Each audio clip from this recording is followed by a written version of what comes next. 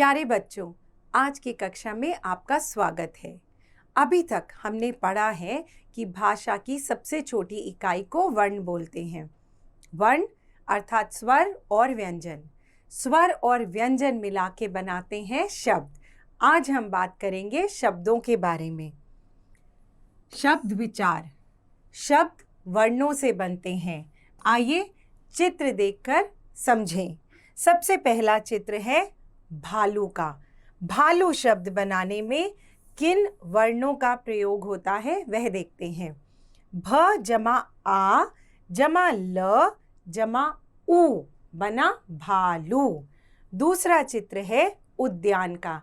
आइए देखते हैं उद्यान शब्द कैसे बना।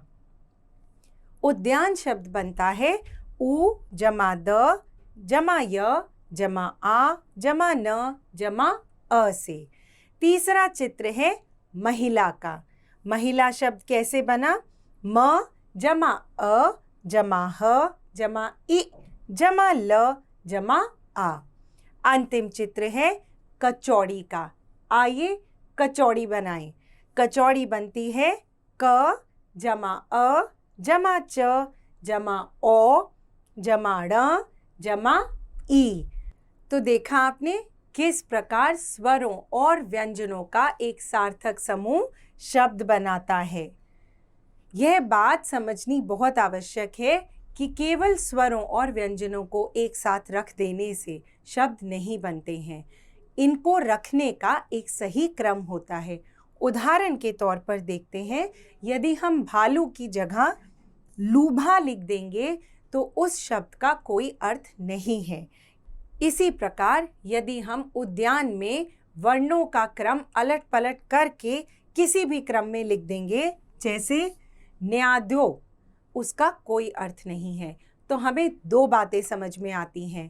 पहली, स्वरों और व्यंजनों का एक क्रमबद्ध रूप शब्द बनाता है, और दूसरी, हर सार्थक शब्द का एक अर्थ होता है।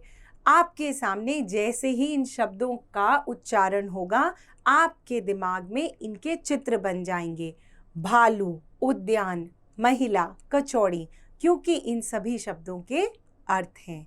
आइए अब समझते हैं शब्दों के भेद, और यह हम समझेंगे एक छोटे से वीडियो के द्वारा। शब्द संरचना, शब्दों के भेद। वर्ण या अक्षर उत्पत्ति के आधार पर, बनावट के आधार पर, प्रयोग के आधार पर। उत्पत्ति के आधार पर शब्द भेद। उत्पत्ति के आधार पर शब्द चार प्रकार के होते हैं। तत्सम शब्द, तद्भव शब्द, देशज शब्द, विदेशी शब्द। तत्सम शब्द, हिंदी भाषा में ये शब्द संस्कृत भाषा से लिए जाते हैं। इनका प्रयोग हिंदी भाषा में ज्यों का त्यों अर्थात जिस रूप में होते हैं उसी रूप में लिए जाते हैं, जैसे प्रथम, ग्राम, सर्प, सूर्य आदि। तद्भव शब्द।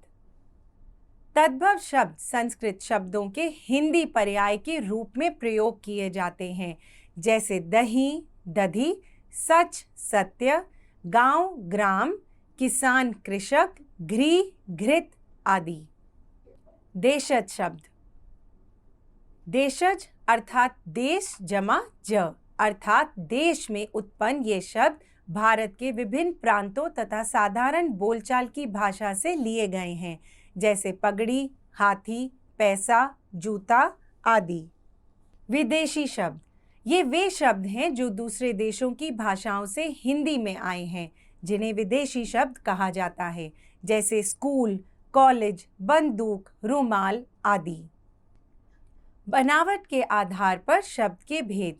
बनावट के आधार पर शब्द तीन प्रकार के होते हैं: रूढ़ शब्द और यौगिक शब्द, योग रूढ़ शब्द। रूढ़ शब्द। रूढ़ शब्द वे शब्द हैं जिनके टुकड़े नहीं किए जाते हैं। अगर टुकड़े करना भी चाहें तो वे अर्थहीन हो जाते हैं, जैसे कमल, घर, रवि, शब्द आदि। यौगिक शब्द।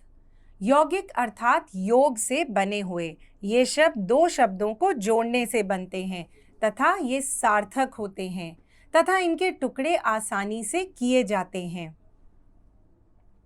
नील जमा कमल, नील कमल। रसोई जमा घर, रसोई घर। योग रूढ़ शब्द, योग रूढ़ वे शब्द होते हैं जिनके टुकड़े आसानी से तो हो जाते हैं, लेकिन उन टुकड़ों का सीधा अर्थ न निकलकर कोई अन्य अर्थ निकलता है। पीत जमा अंबर, पीतांबर।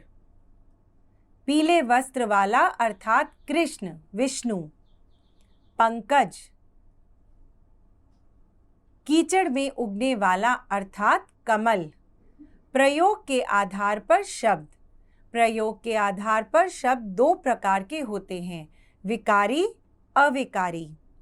विकारी शब्द, विकारी शब्द चार प्रकार के होते हैं, संज्ञा, सर्वनाम, क्रिया, विशेषण।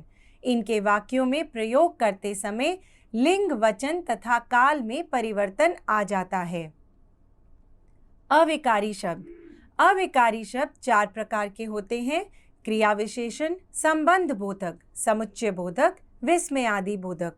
वाक्यों में प्रयोग के समय इनके रूप में किसी भी प्रकार का परिवर्तन नहीं होता है, चाहे वाक्य किसी भी लिंग, वचन व काल का ही क्यों ना हो।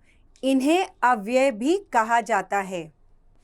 तो बच्चों, हमने इस पाठ में पढ़ा कि किस प्रकार से शब्दों के भेद होते हैं। तो शब्दों के कौन से भेद पढ़े हमने, आइए पुनः पढ़ लेते हैं। शब्दों के भेद होते हैं तत्सम, तद्भव, देशज और विदेशी। और प्रयोग के आधार पर शब्दों के भेद होते हैं मूल और व्युत्पन्न, रूढ़, यौगिक, योग रूढ़। तो बच्चों, आपने शब्दों के बारे में इस पाठ में इतनी सारी चीज़ें पढ़ी हैं। अब आपकी पुस्तक में दिए गए अभ्यास को करना मत भूलिएगा। धन्यवाद।